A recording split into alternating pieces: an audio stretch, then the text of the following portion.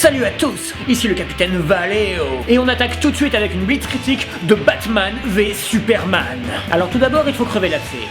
C'est mauvais, c'est pas bon du tout.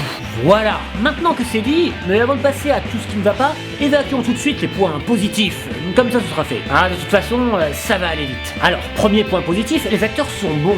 Ben Affleck rentre très bien dans son rôle de Batman, même un peu mieux d'ailleurs que dans son rôle de Bruce Wayne, et Henry Cavill est vraiment très bon dans son rôle de Superman.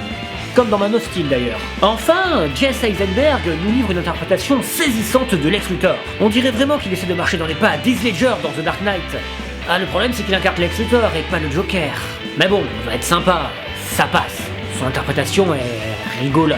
Passons maintenant aux défauts. La réalisation est mauvaise, c'est du Zack Snyder gonflé aux hormones. L'image est hyper trafiquée. Ok, on avait l'habitude depuis 300. Il y a tout le temps des ralentis iconiques qui ne servent à rien. D'accord, Watchmen nous avait initiés. Mais là, le rythme est mauvais. C'est chiant. Ça me peine à le dire, mais les combats sont chiants. Comment le combat entre Batman et Superman, qui est censé être au cœur du film, peut-il se permettre d'être aussi chiant ? C'est pas possible! Tout ça est causé par un mauvais découpage de l'action, et un montage qui manque de rythme. Ensuite, il y a vraiment d'énormes problèmes sur l'écriture. On a beau avoir une thématique sympa sur le thème de la justice, on a l'impression qu'elle ne mène à rien. Ça donne vraiment l'impression que le film a été charcuté à l'écriture, voire même qu'il a carrément été réécrit à certains moments. Au travers des thèmes abordés, on a vraiment l'impression que c'est pas les mêmes personnes qui ont écrit le début et la fin du film. C'est vraiment bizarre. Et on se mange plein de références à The Dark Knight Returns, mais elles sont hyper mal introduites. C'est à croire qu'elles ont été mises de force. Et pour finir, les personnages eux aussi sont mal introduits.